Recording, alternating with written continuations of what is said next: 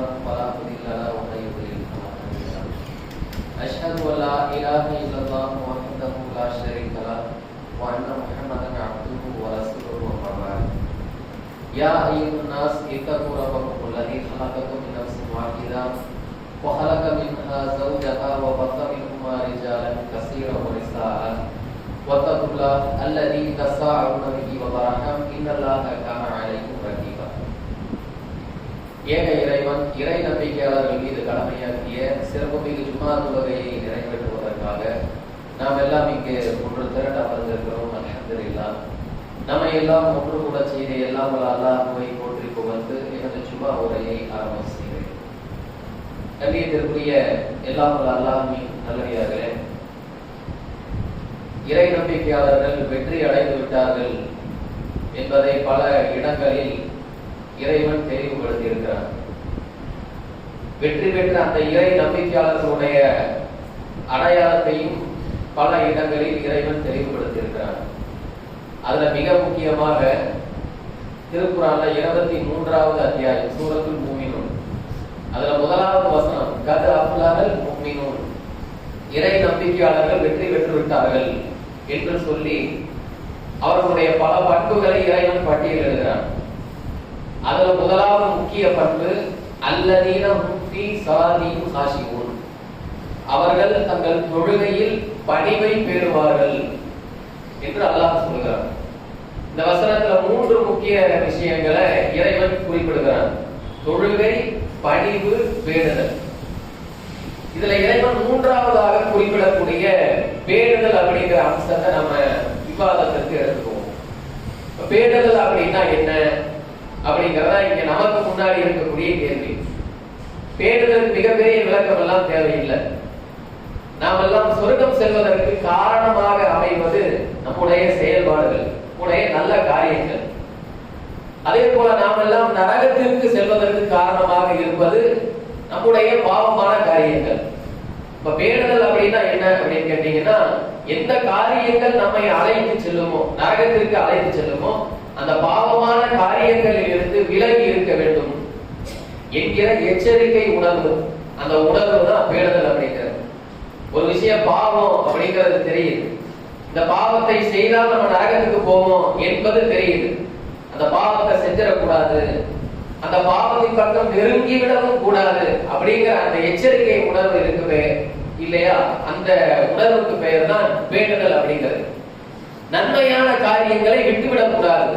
இந்த காரியத்தை செஞ்சா நம்ம சொர்க்கத்துக்கு போயிடுவோம், நமக்கு இறைவனிடத்தில் மிகப்பெரிய பரிசு இருக்கிறது என்று எத்தனையோ நல்ல காரியங்கள் குறிப்பிடப்பட்டிருக்கு.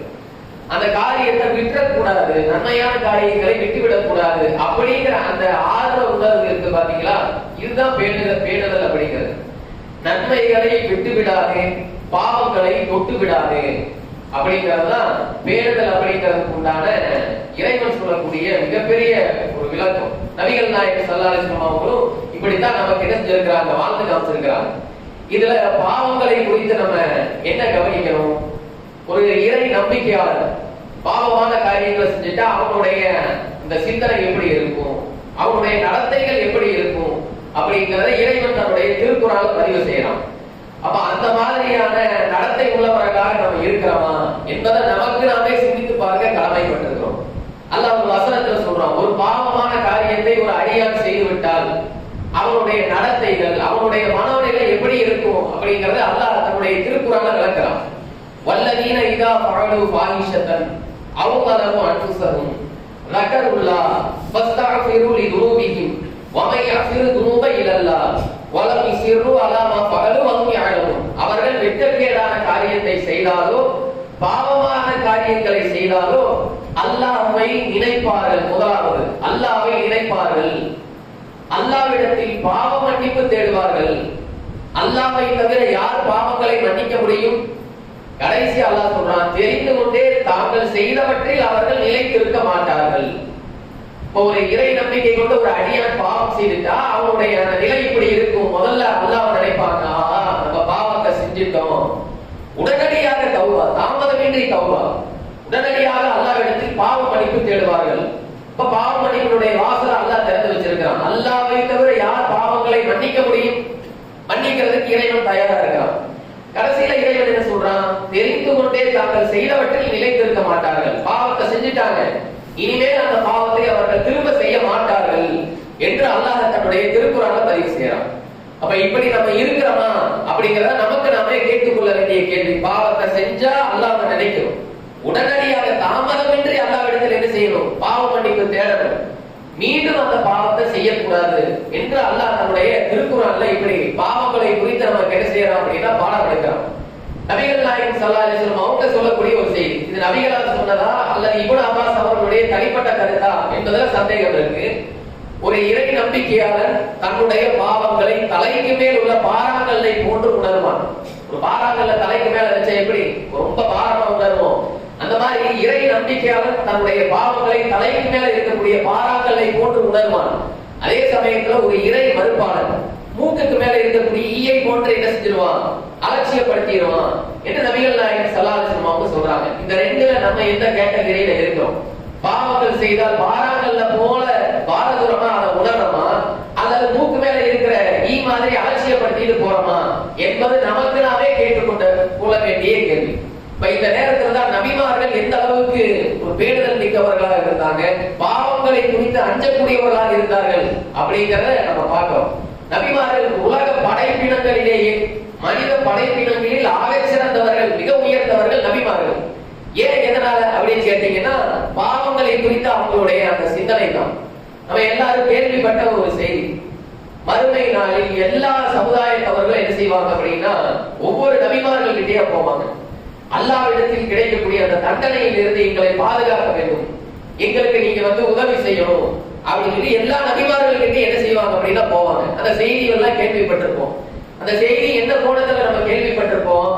எல்லா நபிமார்களும் பரிந்துரை செய்வதற்கு மறுத்து விடுவார்கள், கடைசியாக ரசூலா பரிந்துரை செய்வாங்க அப்படிங்கிற கோணத்துல அதை அணுகி இருப்போம். ஆனா அதுல கிடைக்கக்கூடிய மிக மிக முக்கியமான பாயிண்ட்கள்லாம் என்ன? ஒவ்வொரு நபியும் என்ன செய்வாங்க அப்படின்னா மறுப்பாங்க. ஆதம் அலைஹிஸ்ஸலாம் அவர்கள் மறுத்துருவாங்க, என்னால இன்னைக்கு உங்களுக்காக பரிந்து பேச முடியாது. ஆதம் நபி அவர்கள் மறுத்துருவாங்க. இப்ராஹிம் நபி அவர்கள் என்ன செய்வாங்க? மறுத்துருவாங்க. மூசா அலைஹிஸ்ஸலாம் அவர்கள் மறுத்துருவாங்க. மறுப்பதற்கு அடிப்படையான காரணம் என்ன? தாங்கள் உலகத்தில் செய்த தவறு, சில தவறுகள். ஆதம் அலைஹிஸ்ஸலாம் அவர்கள் சொல்லுவாங்க, நான் ஒரு மரத்தை நெருங்க கூடாது அப்படின்னு அல்லாஹ் கட்டளை இட்டான், அந்த மரத்தை நெருங்கின, அந்த கனியை சாப்பிட்டேன், அதுதான் இவ்வளவு விளைவுகளுக்கு காரணமே அதுதான். இப்ப நீங்க இந்த நிலையில இருக்கிறீங்கன்னா அதற்கு காரணம் நானா தான் இருக்கிறேன், நான் எப்படி அல்லாஹ்விடத்தில் உங்களுக்காக பரிந்து பேச முடியும் அப்படின்னு என்ன செய்வாங்க அப்படின்னா மறுத்துருவாங்க. இப்ராஹிம் நபி அவர்கள் அவங்க என்ன சொல்லுவாங்க? இப்ராஹிம் நபி அவங்க யாரு? வத்தஹதல்லாஹு இப்ராஹிம் ஹலீலா, இறைவன் உற்ற தோழராக ஆக்கி கொண்டான். இன்னி ஜாயிலுக்க லின்னாஸி இமாமா, மனித குலம் அனைத்திற்கும் தலைவர் அவர்தான். அல்லாஹ்விடத்தில் நிஜமாகவே பரிந்து பேசுவதற்கு தகுதியான நபர் அப்படின்னு கேட்டீங்கன்னா இப்ராஹிம் அலைஹிஸ்ஸலாம் அவர்கள் தவிர வேறு யாருமே கிடையாது. ஒருத்தர் கிட்ட யார் பரிந்து பேச முடியும்? அவருக்கு நெருக்கமானவர்களால பரிந்து பேச முடியும். உலகத்திலேயே அல்லாஹ்வுக்கு நெருக்கமானவர் யாரு? இப்ராஹிம் நபி அவர்கள், இறைவனுடைய தோழர். அந்த இப்ராஹிம் நபி அவர்கள் சொல்லுவாங்க, உலகத்தில் வாழும்போது ஒரு 3 பொய்களை பேசிட்டேன், அதனால உங்களுக்காக நான் என்ன செய்ய முடியாது? பரிந்து பேச முடியாது. மூசா அலைஹிஸ்ஸலாம் அவர்கள் என்ன செய்வாங்க? மறுத்துருவாங்க. உலகத்தில் வாழும்போது ஒருத்தர் கொலை செஞ்சுட்டேன், அதனால உங்களுக்காக நான் என்ன செய்ய முடியாது? பரிந்து பேச முடியாது. கொலை என்பது திட்டமிட்டு செய்த கொலையா, தெரிந்து செய்த கொலையா, அறியாமை காலத்தில் செய்த கொலை, அவர் நபியாக நியமிக்கப்படுவதற்கு முன்னால் செய்த கொலை, அல்லாஹ் அதை மன்னிச்சுட்டான், அது வேற விஷயம். அப்ப ஒவ்வொரு நபி என்ன செய்வாங்க அப்படின்னா தன்னிடத்தில் இருக்கக்கூடிய தவறுகளை சுட்டிக்காட்டி உங்களுக்காக இன்னைக்கு எங்களால பரிந்து பேச முடியாது அப்படின்னு சொல்றாங்களே. அப்ப இதுல இருந்து நமக்கு என்ன தெரிகிறது? குற்ற உணர்ச்சியோட தாழ்வு மனப்பான்மையோட இருந்திருக்கிறாங்க. ஒரு பாவத்தை செஞ்சிருக்கிறாங்க, அந்த பாவத்தை குறித்து என்ன செஞ்சிருக்கிறாங்க அப்படின்னா தாழ்வு மனப்பான்மையோட இருந்திருக்கிறாங்க, குற்ற உணர்வோட இருந்திருக்கிறாங்க. இந்த பாவத்தை செஞ்சுட்டோம், நாம எப்படி அல்லாஹ்வுக்கு முன்னாடி போய் நிக்கிறது? நாம எப்படி இவர்களுக்காக பரிந்து பேசுவது? தாழ்வு மனப்பான்மை, குற்ற உணர்ச்சி. ஒரு பாவத்தை செய்துவிட்டு குற்ற உணர்ச்சியோட இருந்தாங்க, தாழ்வு மனப்பான்மையோட இருந்தாங்க அப்படிங்கறத பார்க்கணும். ரெண்டாவது என்ன? அவங்க செஞ்சதெல்லாம் ஒரு பாவம் இந்த மாதிரி தான். ஒரு பாவத்தை தாண்டி வேற எந்த பாவத்தையும் நம்மளால பார்க்க முடியல. அந்த ஒரு பாவத்தை மறுமை நாள் வரைக்கும் என்ன செஞ்சிருக்கிறாங்க அப்படின்னா நினைத்து கொண்டு இருக்கிறாங்க. நம்மளுடைய நிலை எப்படி அப்படின்னா நேற்றைக்கு ஒரு பாவத்தை செய்வோம், இன்னைக்கு அந்த பாவத்தை மறந்துருப்போம். 1 மணி நேரத்துக்கு முன்னாடி ஒரு பாவத்தை செய்வோம், அடுத்த 1 மணி நேரத்துல அந்த பாவத்தை மறந்துடுவோம். கடந்த நிமிடத்துல ஒரு பாவத்தை செஞ்சிருப்போம், அடுத்த நிமிடத்துல அந்த பாவத்தை மறந்துடுவோம். காலத்தை தூக்கி விட்டு உலகத்துல நடமாடிக்கிட்டு இருப்போம். இவங்க ஒரே ஒரு செய்துவிட்டு மறுமை நாள் வரைக்கும் அதை நினைச்சிட்டு இருந்திருக்கிறாங்க. இந்த பாவத்துக்கு அல்லாஹ் நம்மளை என்ன செய்ய போறான், எப்பேற்பட்ட தண்டனையா இருக்கும், நாளை மறுமையில நம்மளுடைய நிலை என்ன அப்படிங்கறத மறுமை நாள் வரைக்கும் என்ன செய்யறாங்க அப்படின்னா நினைத்துக் கொண்டிருக்கிறார்கள். இரண்டாவது. மூணாவது என்ன, இந்த ஒரு பாவத்தை தாண்டி அது வேற ஏதாவது அவர்கள் பாவம் செய்தார்கள் என்பதை பார்க்க முடியுமா? திருக்குறானுடைய வரலாறு இல்லை, நபிகளார் அவர்களுடைய பொன்மொழிகள் மூலமாக இந்த ஒரு ஆதம் நபி அவர்கள் இந்த ஒரு பாவத்தை சொல்லுவோம், இதை தாண்டி வேற ஏதாவது பாரதூரமான பாவத்தை செய்தார்கள் அப்படிங்கறது காமிக்க முடியுமா? அந்த கனியை சாப்பிட்டதை தவிர, அந்த மரத்தை நெருங்கியதை தவிர. இப்ராஹிம் அலைஹிஸ்ஸலாம் அவர்கள் 3 பொய்யை சொன்னாங்க, மார்க்கம் அனுமதித்த பொய். அதை தாண்டி பாரதூரமான பாவம் ஏதாவது செய்தார்கள் அப்படிங்கறத பார்க்க முடியுமா? மூசா அலைஹிஸ்ஸலாம் அவர்கள் ஒரு கொலையை செஞ்சாங்க, அது அறியாமை காலத்துல செஞ்ச கொலை. அதை தாண்டி வேற ஏதாவது பாரதூரமான பாவத்தை செய்தார்கள் என்பதை நம்மளால பார்க்க முடியுமா, காட்ட முடியுமா? நாமெல்லாம் நன்மைகள்ல சிக்கனமா இருப்போம், அவர்கள் பாவங்களை சிக்கனமாக இருந்திருக்கிறார்கள். இதுதான் அவங்களுக்கு நமக்கு இடையே இருக்கக்கூடிய வேறுபாடு. அந்த ஒரு பாவத்தை தாண்டி வேற எந்த ஒரு பாவத்தையும் சொல்ல முடியாது, வேற எந்த ஒரு குற்றத்தையும் என்ன செய்ய முடியாது, காண முடியாது. அது கூட எதுக்காக? மனிதர்கள் அப்படிங்கிறதுனால. இல்லாட்டி அவர்கள் இறைவன் ஆயுதம் இல்ல. தவறுக்கு அப்பாற்பட்டவன் யாரு, பாவங்களுக்கு அப்பாற்பட்டவன் யாரு? படைத்த ரப்புல் ஆலமீனை தவிர வேற யாரும் கிடையாது. அப்ப அந்த நபிமார்களை சில பாவங்களை செய்ய வச்சு, சில பொய்களை சொல்ல வச்சு, நீங்களும் மனிதர்கள் தான் என்பதை காண்பிப்பதற்காகத்தான். அதுவே தவிர சக மனிதர்களை போல அவர்கள் என்ன செய்யல, பாவங்களை தாறுமாறா செய்யல. பாவங்களை சிக்கனம், எந்த அளவுக்கு பாவத்துல சிக்கனமா இருக்க முடியுமோ அந்த அளவுக்கு பாவத்துல இருந்திருக்கிறாங்க அப்படின்னா சிக்கனமா இருந்திருக்கிறாங்க. இதற்கு பெயர், அந்த எச்சரிக்கை உணர்வுக்கு பெயர் தான் பேணுதல் அப்படிங்கிறது. ஒரு பாவத்தை செஞ்சிட்டோம், இனிமேல் அந்த பாவத்தை செஞ்சு விடவே கூடாது அப்படிங்கிற அந்த விஷயத்துல பேணுதலாக இருந்தாங்க பாத்தீங்களா, எச்சரிக்கை உணர்வோடு இருந்தாங்க பாத்தீங்களா, அதற்கு பெயர் தான் பேணுதல் அப்படிங்கிறது. பாவத்தின் பக்கம் நெருங்கிடக் கூடாது, மீண்டும் அந்த பாவத்தை செய்து விடக் கூடாது, இதுல கண்ணம் கருத்துமா இருந்தாங்க. இப்ப எத்தனை நபிமார்களுடைய வாழ்க்கையில மீண்டும் அவர்கள் ஒரு தவறு இழைப்பதற்கு வாய்ப்பு கிடைத்தது. அந்த வாய்ப்பு அவங்க செஞ்சாங்களா, பயன்படுத்தினாங்களா? மூசா அலைஹிஸ்ஸலாம் அவர்களை பற்றி பேசும்போது ஒரு கொலை செஞ்சாங்க அப்படிங்கறது பேசுறோம். மறுநாள் அவர்களுக்கு இன்னொரு கொலை செய்வதற்கு வாய்ப்பு கிடைக்கிறது. எகிப்து நாட்டுல அவர் ஒரு வீதியில நடக்கும்போது, இவர் இஸ்ரவேல சமுதாயம், இந்த இஸ்ரவேல சமுதாயத்தை சேர்ந்த ஒருத்தன் எகிப்து நாட்டுக்காரன் கூட வம்பளுக்கு என்ன செய்யறான் அப்படின்னா முதல் நாள் சண்டைக்கு கூப்பிடுறான். அந்த கைகளுக்குள்ளதான் ஒருத்தர் என்ன செய்யறாங்க, குத்திட்டாரு. குத்துன உடனே அவன் ஆள் அவுட் ஆயிட்டான். இவர் பலமான ஆளா அல்லது அவர் வீக்கான ஆளா அப்படிங்கிறது தெரியல. கொலை செய்ய வேண்டும் என்ற ஒரு நோக்கத்துல அவர் அதை செய்யல. ஒருத்தர் கூட கைகளும் ஏற்படுது, அவர் 2 அடி அடிக்கிறான், நாம திரும்ப 2 அடி அடித்தான செய்வோம். இவர் ஒரு குத்துனதுல அவன் செஞ்சுட்டான், அதுக்கு இவர் என்ன பண்றது? அப்போ யதார்த்தமாக ஒரு விபத்து நடந்துருச்சு. மீண்டும் அடுத்த நாள் அதே மாதிரி அந்த எகிப்து வீதியில இவர் வரும்போது, அதே நேற்று உதவிக்கு கூப்பிட்டான் பாத்தீங்களா, அதே இஸ்ரவேல சமுதாயத்தை சேர்ந்தவன், யூத சமுதாயத்தை சேர்ந்தவன், மீண்டும் ஒருத்தர் கூட வந்து செஞ்சு என்ன செய்யறான் அப்படின்னா இன்னொரு தடவை மூசா நபியை உதவி கூப்பிடுறான். நேற்று எனக்கு துணைக்கு வந்த மாதிரி இன்னைக்கு மூசாவை வாங்க அப்படின்னு சொல்லும் போது, அந்த நேரத்துல மூசா நபி அவர்கள் சொன்ன பதில், இன்னமும் லகவியும் மூமி, பகிரங்க வழிகேடனாக இருக்கிறார். ஏன்னா நேற்று ஒன்னால ஒரு பாவத்தை செஞ்சு தொலைச்சிட்டேன், மீண்டும் ஒரு பாவத்தை செய்ய எனக்கு அழைப்பு கொடுக்குறியா, பயங்கர வழிகேடனா இருக்கிறியே அப்படின்னு என்ன செய்யறாங்க அப்படின்னா அந்த பாவத்திலிருந்து விலகுறாங்க, பாவத்திலிருந்து ஒதுங்கி இருந்தார்கள் அப்படிங்கிறத பார்க்கலாம். இதுதான் அல்லாஹ் தன்னுடைய திருக்குறான்ல சொல்றானா இல்லையா, வலம் யுஸ்ரு அலாமா ஃபஅலு வஹும் யஅலமுன், தெரிந்து கொண்டே தாங்கள் செய்தவற்றில் நிலைத்திருக்க மாட்டார்கள். பாவத்தை செஞ்சுட்டாங்க, அதே பாவத்தை மீண்டும் மீண்டும் இறை நம்பிக்கையாளர்கள் செய்ய மாட்டார்கள். அதற்கு ஒரு முன்னுதாரணமாக மூசா அலைஹிஸ்ஸலாம் அவர்கள் இருந்திருக்கிறாங்க. அதே போல தாவூத் அலைஹிஸ்ஸலாம் அவர்களுடைய வரலாறு சொல்றான். நமக்கெல்லாம் எத்தனையோ பாவங்கள் நம்மளுடைய கண்ணுக்கு முன்னாடி நிழலாகும். 10 வருஷத்துக்கு முன்னாடி செஞ்ச பாவம் நம்மளுடைய மனசுக்குள்ள நிற்கும். இந்த நேரத்தில் இந்த பாவத்தை செஞ்சோம், போன வருஷம் இந்த நேரத்தில் இந்த பாவத்தை செஞ்சோம், கடந்த ஒரு வாரத்துக்கு முன்னாடி இந்த பாவத்தை செஞ்சோம். என்னதான் அந்த பாவங்கள் நெஞ்சில நின்னாலும் பாவத்திற்கு தௌபா என்பது வரவே வராது. அல்லாஹ்விடத்துல சஜ்தா செய்யறது, அழுது மன்றாடுவது, அந்த பண்பு நம்ம கிட்ட இருக்காது, பெரும்பாலும் இருக்காது. கடந்து போய்கிட்டே இருக்கும். பாவங்கள் என்பது நமக்கு வாழ்வியல் ஆகிவிட்டது. என்ன புதுசா இன்னைக்கு தான் செய்யறோம், ரெகுலரா வழக்கமாக இதைத்தானே செய்யறோம், இதுல என்ன இருக்கு போகுது என்ற அந்த சிந்தனை, பாவங்கள் என்பது நமக்கு வாழ்வியலாகவே பழகிவிட்டது. தாவூத் அலைஹிஸ்ஸலாம் அவர்களுக்கு அல்லாஹ் ஒரு பாவத்தை நினைவூட்டான். இந்த பாவத்தை நினைவூட்ட உடனே எப்படி நடந்து கொண்டார்கள், ஆச்சரியமான விஷயம். அது அல்லாஹ் நம்முடைய திருக்குறான்ல பதிவு செய்யறான். தொழுமிடத்தில் தாவூத் அமர்ந்த போது 2 வடக்காளிகள் அவரிடத்தில் வந்தார்கள். அவர்களை பார்த்து தாவூத் திடுக்குற்றார். தொழுதுட்டு இருக்கிற இடத்துல பஞ்சாயத்து கொண்டு வந்துட்டாங்க. என்ன பஞ்சாயத்து? ஒருத்தர் ஒருத்தர் சொல்றாரு, என்னிடத்தில் ஒரு ஆடு இருக்கிறது, இதோ என்னுடைய சகோதரன் 99 ஆடு அவன்கிட்ட இருக்கு, என்னுடைய ஒரு ஆட்டையும் அவனுடைய என்று அவன் வாதிடுகிறான். வாதத்தில் என்னை மிகைத்து விட்டான். எங்க 2 பேருக்கு இடையில நீதியான முறையில நீங்க தீர்ப்பை வழங்குங்க அப்படின்னு தாவூத் அலைஹிஸ்ஸலாம் அவர்கள் கிட்ட 2 பேர்ல ஒரு நபர் சொல்ல. இப்ப தாவூத் அலைஹிஸ்ஸலாம் அவர்கள் தீர்ப்பு வழங்குறதுக்கு முன்னாடி ஒரு கருத்தை சொல்றாங்க. உங்களில் பெரும்பாலானவர்கள் தன்னுடைய பங்காளிகளுக்கு துரோகம் செய்யக்கூடியவர்களாக இருக்கிறீர்கள். தீர்ப்பை சொல்றதுக்கு முன்னாடி, அவங்க கிட்ட விசாரிக்கிறதுக்கு முன்னாடி, இவர்கிட்ட விசாரிக்கிறதுக்கு முன்னாடி ஒரு கருத்தை தாவூத் அலைஹிஸ்ஸலாம் அவர்கள் சொல்றாங்க. நிறைய பேர் இப்படித்தான் பார்க்கிறீங்க, சக தோழர்களுக்கு சகோதரனுக்கு துரோகம் செய்யக்கூடியவர்களாக இருக்கிறீர்கள் அப்படிங்கிற ஒரு வார்த்தையை பயன்படுத்துறாங்க. இந்த வார்த்தையை பயன்படுத்தின உடனேயே அல்லாஹ் அவங்க உள்ளத்துல கடந்த காலத்துல செய்த ஒரு பாவத்தை என்ன செய்யறான் அப்படின்னா நினைவூட்டுறான். அது என்ன பாவம் அப்படிங்கறது அல்லாஹ்வுக்கு தான் வெளிச்சம். தெரியாத அந்த பாவத்தை இந்த பாவம் தான் அப்படின்னு சொல்லக்கூடிய அந்த அதிகாரம், கூடலாக ஒரு விஷயம் சொல்லப்பட்டது அப்படின்னா அது இந்த பாவம் அப்படின்னு சொல்லக்கூடிய அதிகாரம் நமக்கு கிடையாது. ஏன்னா இதுக்கு விரிவுரைங்கிற பேர்ல நிறைய பேர் எழுதி வச்சிருக்காங்க. தாவூத் அலைஹிஸ்ஸலாம் அவர்களுக்கு 99 மனைவி இருந்துச்சாம். ஒரு அதே நாட்டை சேர்ந்த இன்னொருத்தருக்கு ஒரு மனைவி இருக்கு, ரொம்ப அழகான பெண்ணாமா. அந்த பெண்ணை அடைவதற்கு தாவூத் அலைஹிஸ்ஸலாம் அவர்கள் முயற்சி பண்ணாங்க. அப்பதான் இந்த சம்பவம் நடக்குது அப்படின்னு விரிவுரை எல்லாம் எழுதி வச்சிருக்காங்க. நபிமார்களை இழிவுபடுத்தக்கூடிய விதமாக எழுதி வச்சிருக்காங்க அப்படின்னா தஃப்சீர்ங்கிற பேர்ல எழுதி வச்சிருக்காங்க. அது என்ன பாவம் என்று அல்லாஹ் குறிப்பிடல. அதை பற்றி பேசுவதற்கு நமக்கு தகுதி கிடையாது. ஆனால் அந்த பாவத்தை அல்லாஹ் என்ன செய்யறான் அப்படின்னா நினைவூட்டி விட்டான். நினைவூட்டின உடனேயே என்ன செய்யறாங்க அப்படின்னா தாவூத் அலைஹிஸ்ஸலாம் அவர்கள் சஜ்தால விழுகிறாங்க.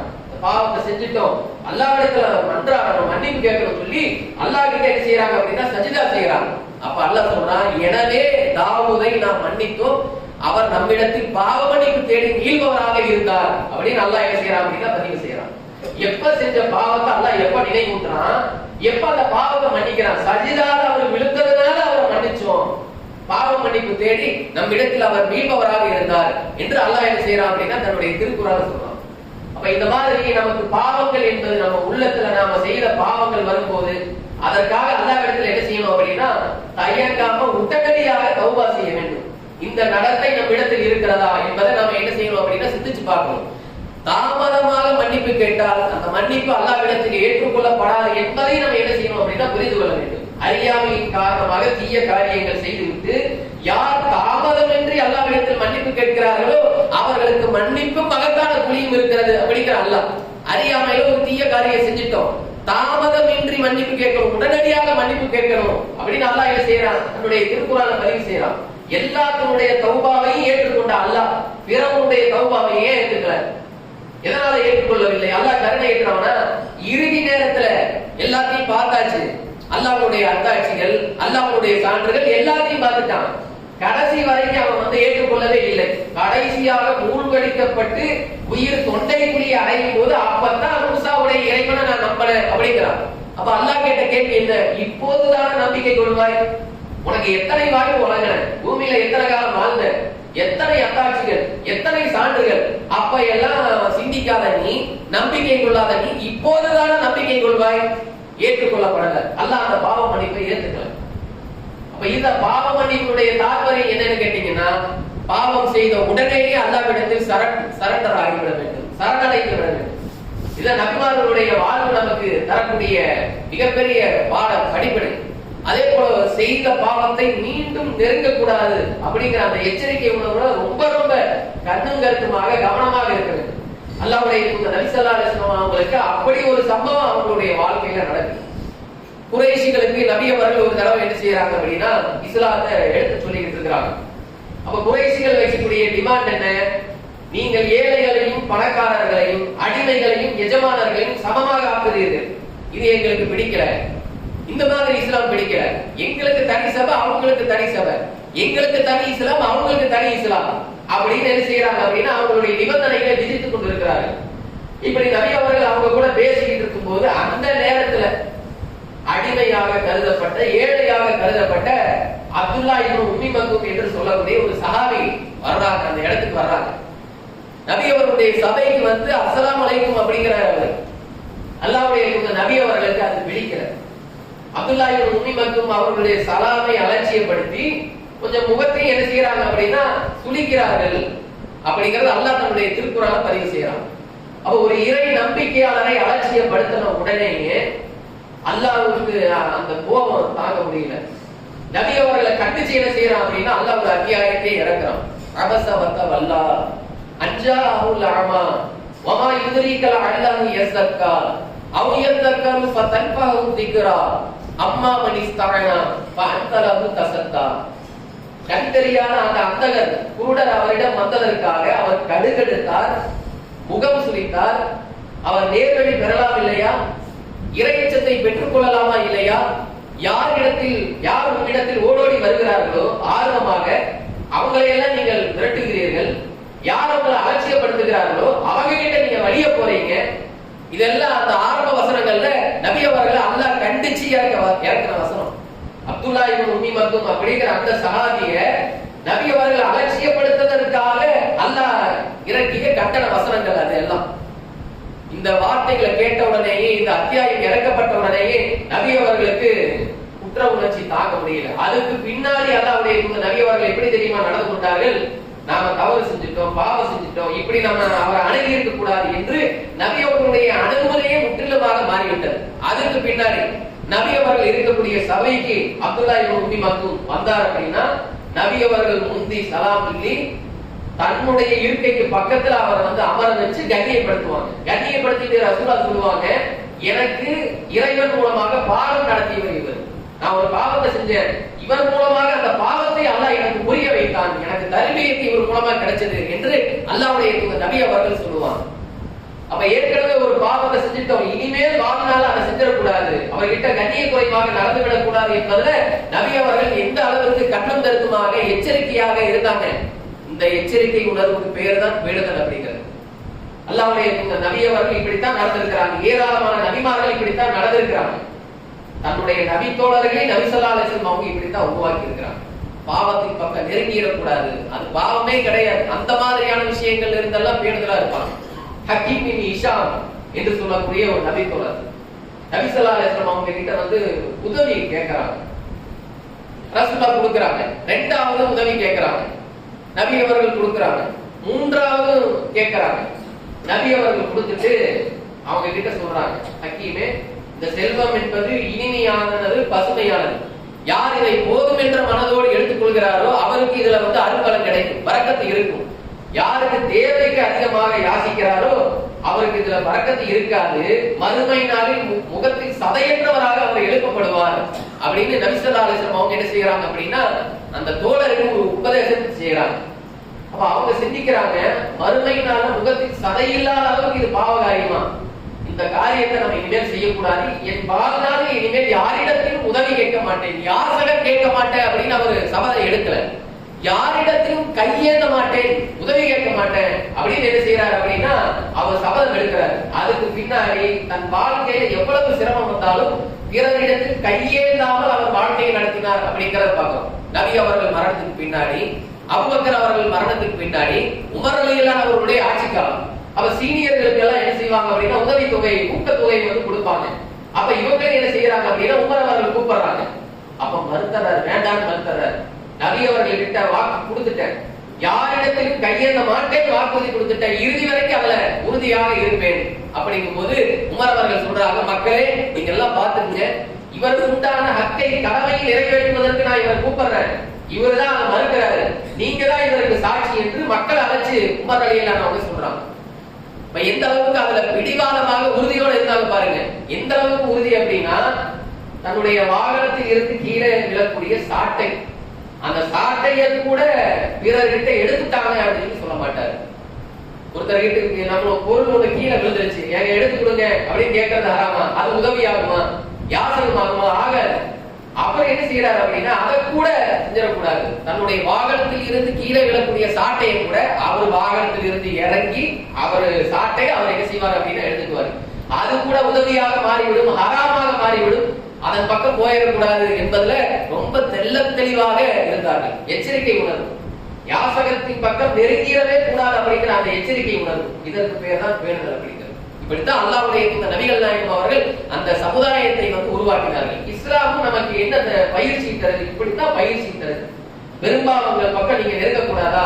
சின்ன சின்ன விஷயங்களில் நீங்கள் கண்ணும் கருத்துமாக கவனமாக இருங்கள், நீங்க பெரும்பாவம் பக்கம் போயிட மாட்டீங்கன்னு சொல்லி இஸ்லாம் நமக்கு என்ன செய்யுது அப்படின்னா பயிற்சி கொடுக்கிறது. விபச்சாரம் அப்படிங்கிறது பெரும்பாவம். அந்த பெரும்பாவத்தின் பக்கம் போகக்கூடாது அப்படிங்கிறதுக்கு விபச்சாரத்தினுடைய பங்காக அல்லாஹ் எதை ஆக்கி இருக்கிறான்? கெட்ட பார்வை விபச்சாரத்தினுடைய ஒரு பங்கு, கெட்ட பேச்சு அதுவும் ஒரு அம்சம், கெட்ட பேச்சுக்களை கேட்பது அதுவும் ஒரு அம்சம், அந்நிய ஆணோடு அந்நிய பெண்ணோடு தனித்திருப்பது அதுவும் ஒரு அம்சம். இஸ்லாம் சொல்லுது அந்த பெரும்பாவத்தை நெருங்கக்கூடாது அப்படின்னா அதற்கு வாசலை திறந்து வைக்கக்கூடிய இதையெல்லாம் இஸ்லாம் என்ன செய்யுது அப்படின்னா விபச்சாரத்தினுடைய ஒரு பங்கு அப்படின்னு சொல்லுது. நம்ம என்ன இந்த நேரத்தில் என்ன சிந்திக்கிறோம்? கெட்ட பார்வை என்பது மரண தண்டனைக்குரிய காரியமா? கெட்ட பேச்சு என்பது மரண தண்டனைக்குரிய காரியமா? கெட்ட பேச்சுக்களை கேட்பது மரண தண்டனைக்குரிய காரியமா? தனித்திருத்தல் என்பது மரண தண்டனைக்குரிய காரியமா? கிடையாது. ஆனால் அந்த பெரும்பாவத்தின் பக்கம் அழைத்து போயிடும்.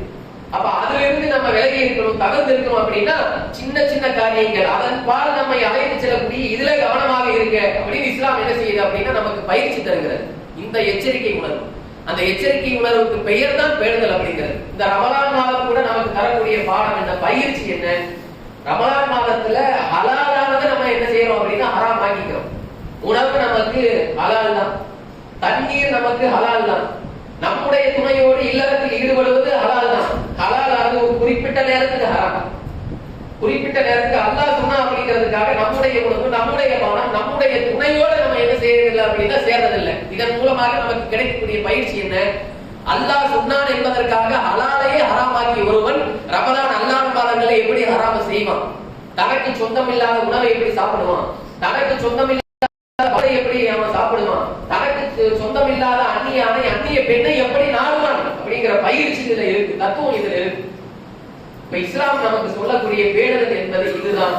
பேணுதல் அப்படின்னா பாவத்தின் பக்கம் நெருங்கிடக்கூடாது, அதை மீண்டும் செய்துவிடக் கூடாது என்கிற எச்சரிக்கை உணர்வு. அந்த எச்சரிக்கை உணர்வுக்கு பெயர் தான் பேணுதல் அப்படிங்கிறது. இந்த பேணுதலுக்கு தான் மறுமை நாள்ல அல்லாஹ் நமக்கு சொர்க்கத்தை தருவான். கது அஃப்லஹல் முஃமினூன், இறை நம்பிக்கையாளர்கள் வெற்றி அடைந்து விட்டார்கள்.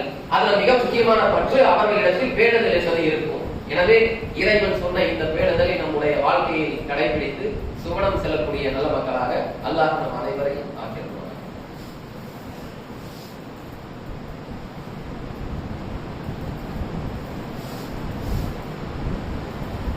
அல்ஹம்துலில்லாஹி ரப்பில் ஆலமீன்.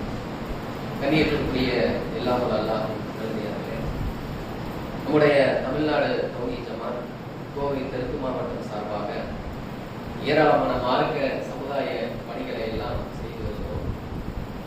கடந்த 8-9 ஆண்டுகளுக்கு மேலாக இந்த பொள்ளாச்சியை சுற்றி இருக்கக்கூடிய பகுதிகளில் நம்மால் இயன்ற அளவிற்கு ஏகத்துவ பிரச்சாரத்தை செய்து வருகிறோம்.